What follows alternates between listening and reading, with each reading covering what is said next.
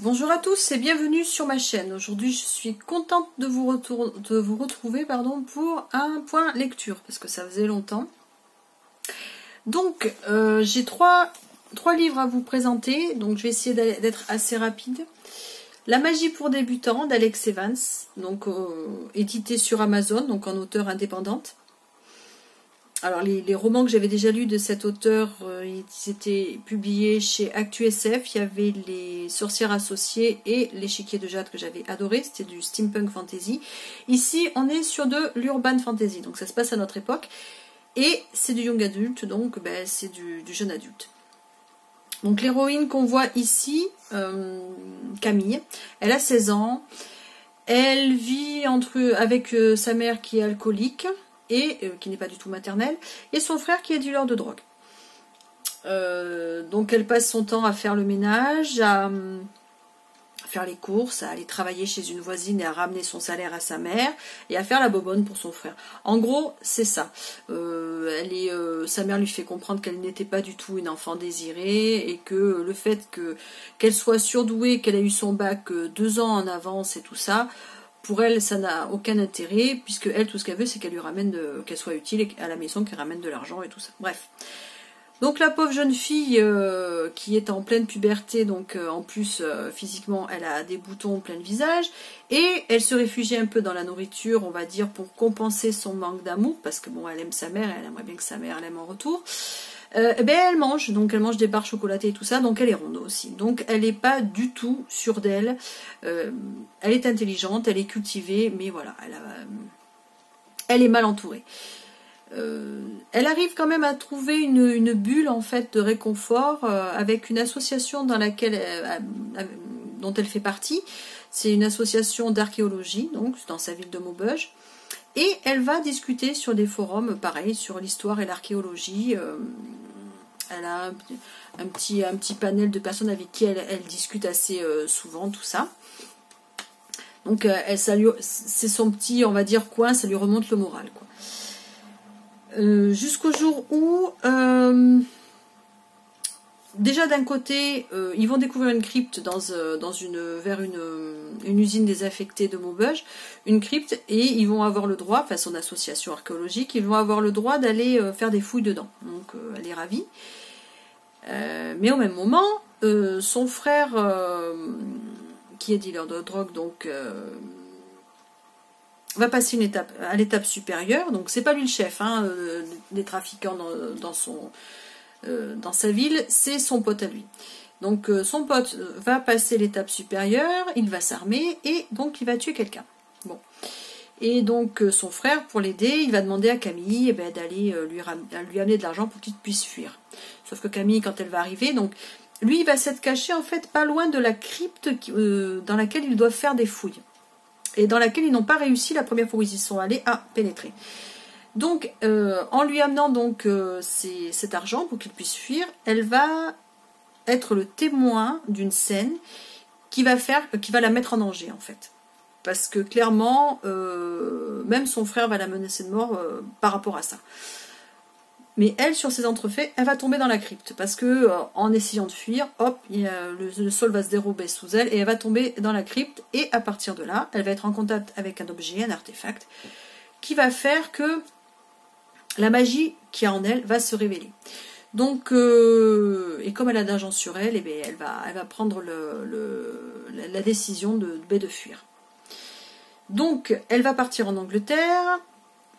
Alors, le bon côté, on va dire, c'est que elle va partir en Angleterre parce qu'elle a postulé un petit peu auparavant pour être bibliothécaire dans une grande bibliothèque de Londres. Mais bon, elle l'a juste fait comme ça pour voir si ses compétences seraient suffisantes pour accéder au poste, parce qu'elle n'est pas majeure et il faut être majeure pour avoir ce poste. Et en fait, elle a reçu une réponse un peu avant, comme quoi elle était acceptée. Donc voilà. Elle va tenter sa chance, elle va essayer, bon, elle a l'argent sur elle, donc pour se loger et pour se nourrir, donc elle part en Angleterre, elle est acceptée, donc elle arrive à donner le change en fait, et donc elle commence sa nouvelle vie en Angleterre, et en même temps elle découvre ses dons, elle découvre qu'il y a d'autres gens comme elle, et elle va commencer à vivre plein de petites péripéties qui vont l'amener à découvrir ce qu'est la magie, qui vont l'amener à découvrir qui sont les gens qui gravitent autour de la magie. Elle va se faire des amis, elle va devoir se méfier d'autres. Enfin bref, c'est là que son aventure va commencer. Moi j'ai beaucoup aimé, hein, parce qu'il y a du rythme, il y a de l'action, les péripéties s'enchaînent, les codes de la magie sont respectés, on retrouve certaines créatures que j'aime bien, on retrouve certains personnages, on va dire, que j'aime bien, qu'on connaît normalement et que j'aime beaucoup. Et même à la fin, en fait, quand l'histoire se termine, mais qu'elle débute sur autre chose, quand j'ai tourné ma dernière page, je me suis dit, mais c'est déjà fini, parce qu'en fait, ça a commencé sur autre chose. Donc je sais que l'auteur n'est pas à l'écriture de la suite tout de suite, mais j'espère que quand elle l'aura écrite, parce que là je sais qu'elle est sur autre chose, voilà, j'aurai plaisir à lire cette suite.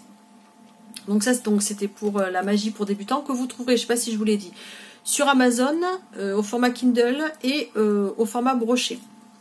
Ensuite, Imbolc. Alors Imbolc, c'est quoi? Donc Imbolc aux éditions Danae. Et c'est de Carl F. Neal. Alors moi, je me suis toujours demandé pourquoi on appelait la Chandeleur la Chandeleur. Qu'est-ce qui avait fait qu'on l'avait appelée la Chandeleur, le pourquoi, le comment et tout ça. Et en fait, je me suis rendu compte qu'il y a beaucoup de choses qui sont liées à la vie d'avant. Et quand je dis avant, je parle de avant que la religion chrétienne n'interdise les cultes païens. Parce qu'en fait, toutes les fêtes, elles viennent de là, hein, clairement. Donc, ici, Imbolc, c'est ce qui va se rapprocher donc de la Chandeleur. Donc, on va découvrir pourquoi la Chandeleur, pourquoi les bougies, les crêpes, moi je sais pas, mais pourquoi les bougies, pourquoi il y a certains saints aussi qu'on a dû garder de la période avant chrétienne. Enfin, moi j'ai beaucoup aimé. Il y a le point de vue historique, bien sûr, de la manière dont les gens vivaient à l'époque, qui a fait que pour eux, ces cultes-là, ils faisaient partie de leur vie, hein, parce qu'ils vivaient avec du lever du soleil jusqu'au coucher.